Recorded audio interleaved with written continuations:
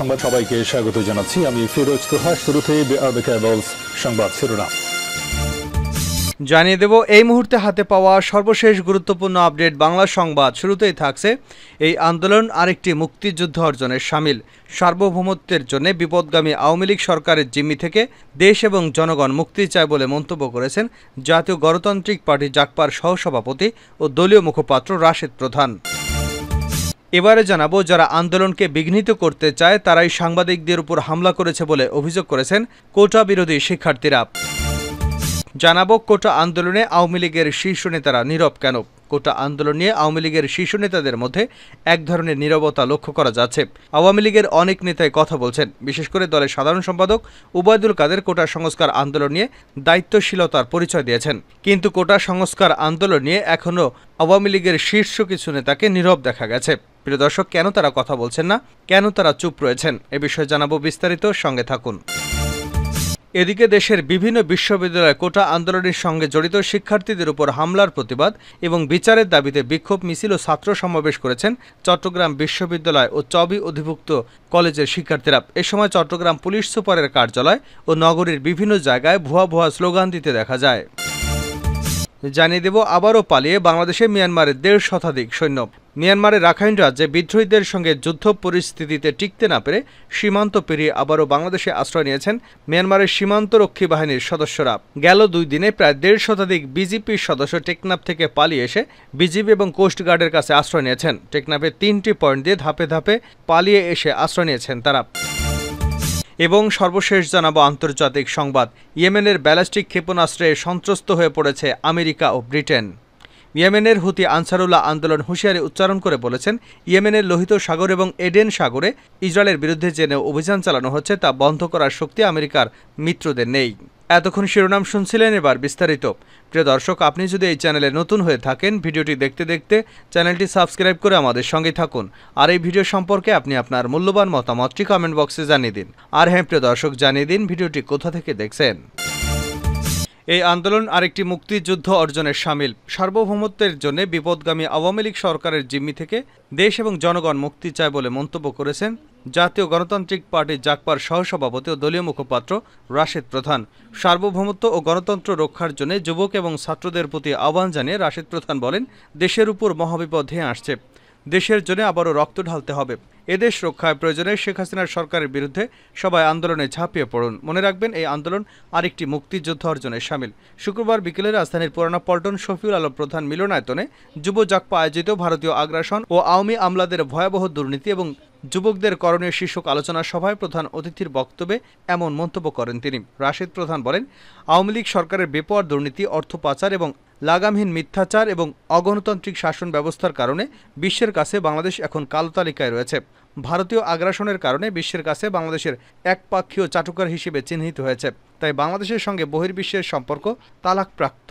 চীনের কাছে $500 কোটি ঋণ চেয়েছিল, না পেয়ে অপমানিত হয়ে সফর সংক্ষিপ্ত করে শেখ হাসিনাকে শূন্য হাতে ফিরে আসতে হয়েছে। তিনি কোটা পদ্ধতি বাতিলের দাবিতে শিক্ষার্থীদের চলমান আন্দোলনের প্রতি পূর্ণ সমর্থন জানিয়ে বলেন, কোটাভিত্তিক সংস্কারের মাধ্যমে মেধাভিত্তিক চাকুরি নিশ্চিত করতে কোটা পদ্ধতির কারণে শিক্ষার্থীদের উপর রাষ্ট্রীয় বৈষম্য সৃষ্টি করা যেন না হয়, সেজন্য শিক্ষার্থীদের চলমান দাবি মেনে নিন। 56% অগ্রাধিকার কোটার নামে আওয়ামী কোটা পদ্ধতির কারণে এমপি মন্ত্রীরা দুর্নীতিগ্রস্ত এবং মেধাবীদের চাকরি থেকে বঞ্চিত হয়। রাশেদ প্রধান আরও বলেন, নিত্য প্রয়োজনীয় জিনিসপত্রের দাম যখন ঊর্ধ্বমুখী, যখন দেশের মানুষের পেটে ভাত নেই, পরনে কাপড় নেই, তখন সরকারের এমপি মন্ত্রীদের রং তামাশায় জাতি লজ্জিত হয়। বর্তমান মানুষের আয়ের চেয়ে ব্যয় 7 গুণ বেড়েছে। কর্মহীন মানুষের পরিবার চলছে নীরব আর্তনাদ। জনজীবনে নাবিশ্বাস দেখা দিয়েছে, অথচ সরকার ব্যস্ত ভারতীয় গোলামি করবার জন্যে। যারা আন্দোলনকে বিঘ্নিত করতে চায় তারাই সাংবাদিকদের উপর হামলা করেছে। সংবাদ সংগ্রহের সময় বৃহস্পতিবার শাহবাগে সময় সংবাদের প্রতিবেদক তোহা খান তামিম এবং চিত্র সাংবাদিক প্রিন্স আরিফিনের উপর হামলা চালানোর অভিযোগ ওঠে কোটা বিরোধী শিক্ষার্থীদের বিরুদ্ধে। এ সময় আরিফিনের হাতে থাকা ভিডিও ক্যামেরা ভাঙচুর করা হয়। আবির লেখা কালো জার্সি পরা এক যুবককে সময় সংবাদের প্রতিবেদককে মারধর করতে দেখা যায়। এর প্রসঙ্গে নিজের অবস্থান জানিয়ে বিবৃতি দিয়েছেন বৈষম্য বিরোধী ছাত্র আন্দোলন। তারা জানায়, কিছু অতি উৎসাহী ব্যক্তি সাংবাদিকদের উপর হামলা করেছে, যারা আমাদের শান্তিপূর্ণ আন্দোলনকে বিঘ্নিত করবার চেষ্টা করছে। শুক্রবার প্ল্যাটফর্মটির সমন্বয়ক হাবিব আল ইসলামের পাঠানো এক বিবৃতিতে বলা হয়েছে, গত 11 জুলাই কোটা সংস্কার আন্দোলনের সময় কিছু অতি উৎসাহী ব্যক্তিরা সময় টিভির সাংবাদিকদের সঙ্গে অশোভন আচরণ করে, যা অত্যন্ত নিন্দনীয়। বৈষম্য বিরোধী ছাত্র আন্দোলন সবসময় গণমাধ্যম কর্মীদের সঙ্গে সৌহার্দ্যপূর্ণ সম্পর্ক বজায় রেখেছে। আমাদের প্রতি গণমাধ্যম কর্মীদের আচরণও ছিল একই রকম সৌহার্দ্যের। এই পারস্পরিক সুসম্পর্ক নষ্ট করবার চেষ্টায় কিছু অতি উৎসাহী অছাত্র কুছাত্রদের দ্বারা হয়েছে, যা বৈষম্য বিরোধী ছাত্র আন্দোলন কখনই সমর্থন করে না।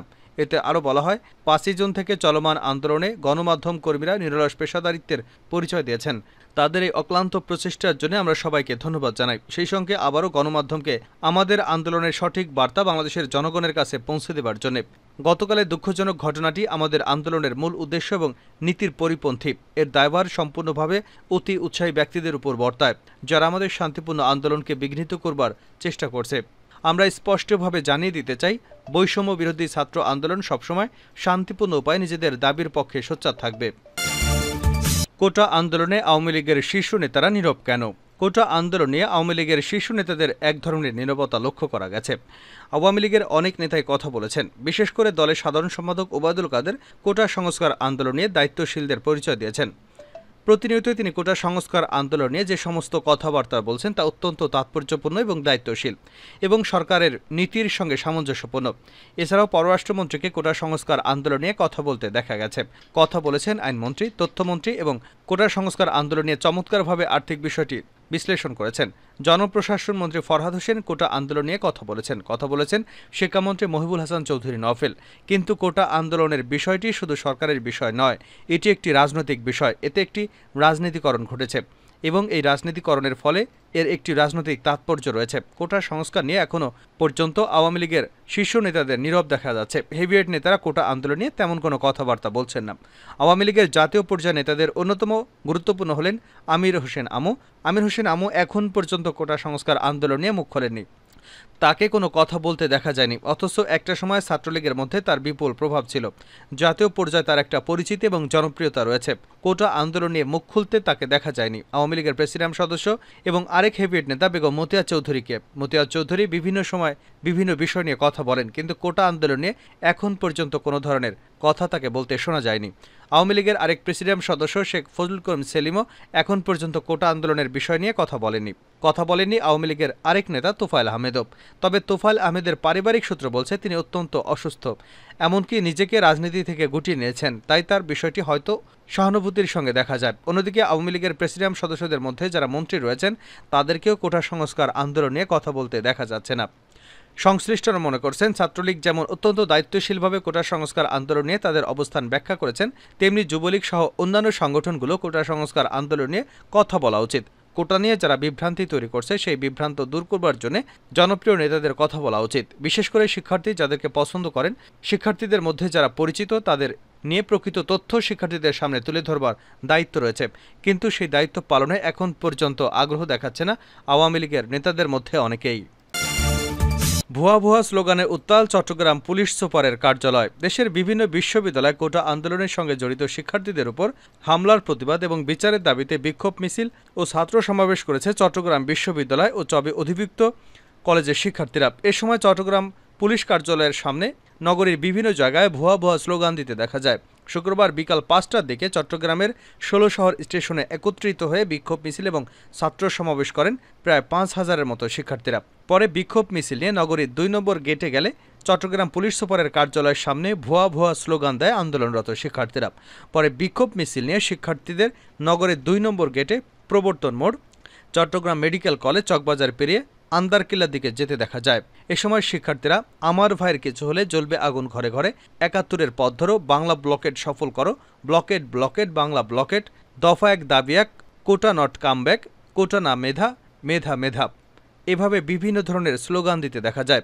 আন্দোলনে এক শিক্ষার্থী বলেন, আমার ভাই এবং বোনের উপর হাত তোলা হয়েছে। আমাদের এই যৌক্তিক আন্দোলনকে দমিয়ে দেওয়ার জন্য এসব করা হচ্ছে, কিন্তু আমাদের এক দফা দাবি আদায় না হওয়া পর্যন্ত এই আন্দোলন চালিয়ে যাব। ইয়েমেনের ব্যালিস্টিক ক্ষেপণাস্ত্রে সন্ত্রস্ত হয়ে পড়েছে আমেরিকা ও ব্রিটেন। ইয়েমেনের হুতি আনসারুল্লাহ আন্দোলন হুঁশিয়ারি উচ্চারণ করে বলেছে, ইয়েমেন লোহিত সাগর এবং এডেন সাগরে ইসরায়েলের বিরুদ্ধে যে নৌ অভিযান চালাচ্ছে তা বন্ধ করার শক্তি আমেরিকার বা তার মিত্রদের নেই। আনসারুল্লাহ নেতা আব্দুল মালেক আল হুতি বৃহস্পতিবার রাতে টেলিভিশনে জাতির উদ্দেশ্যে দেওয়া ভাষণে এমন হুঁশিয়ারি উচ্চারণ করেছেন। তিনি বলেন, আমেরিকা ও ব্রিটেনের নৌবাহিনীগুলো ইয়েমেনের সশস্ত্র বাহিনীর ব্যালিস্টিক ক্ষেপণাস্ত্রের ভয়ে সন্ত্রস্ত হয়ে পড়েছে এবং এ কারণে এসব দেশের নৌ ইউনিটগুলো ইয়েমেনের পানিসীমা ত্যাগ করে দূরে সরে গেছে। তিনি বলেন, ইয়েমেনের নৌবাহিনী এখন পর্যন্ত সাগরে ইসরায়েল, আমেরিকা এবং ব্রিটেনের সঙ্গে সংশ্লিষ্ট জাহাজগুলোতে ১৬৬টি অভিযান চালিয়েছে। ইহুদিবাদী ইসরায়েলও ইয়েমেনের সামরিক শক্তিকে ভয় পায় বলে আল হুতি মন্তব্য করেন। হুতি আনসারুল্লাহ নেতা বলেন, ইসরায়েলের ইনস্টিটিউট ফর ন্যাশনাল রিকিউরিটি স্টাডিজ স্বীকার করেছে, লোহিত সাগরে ইয়েমেনের সামরিক অভিযানের কারণে তেল আবিবে ভয়াবহ আর্থিক ক্ষতির মুখে পড়েছে। তিনি আরও বলেন, মার্কিন যুক্তরাষ্ট্র ইসরায়েলকে এই ক্ষতির হাত থেকে বাঁচাতে সর্বোচ্চ চেষ্টা চালিয়েও ব্যর্থ হয়েছে। ইয়েমেনের ইসরায়েল বিরোধী হামলা ঠেকাতে ওয়াশিংটনকে সহযোগিতা করার ব্যাপারে তিনি সৌদি আরবকে সতর্ক করে দিয়েছেন। গত বছরের অক্টোবরে ইহুদিবাদী ইসরায়েল গাজা উপত্যকার বিরুদ্ধে ভয়াবহ গণহত্যা শুরু করবার পর লোহিত সাগরে ইসরায়েলের সঙ্গে সংশ্লিষ্ট বাণিজ্যিক জাহাজগুলোতে ঘোষণা দিয়ে হামলা শুরু করে ইয়েমেনের হুতি আনসারুল্লাহ সমর্থিত সশস্ত্র বাহিনী। পরবর্তীতে তাদের বিরুদ্ধে ইন্দো মার্কিন বাহিনী হামলার জের ধরে তারা আমেরিকা, ব্রিটেনের জাহাজগুলোকে তাদের লক্ষ্যবস্তুতে অন্তর্ভুক্ত করে। সেই সঙ্গে লোহিত সাগরের পাশাপাশি আরব সাগর, ভারত মহাসাগর, এমনকি ভূমধ্যসাগরেও হামলার ব্যাপ্তি বিস্তৃত করেছে ইয়েমেন।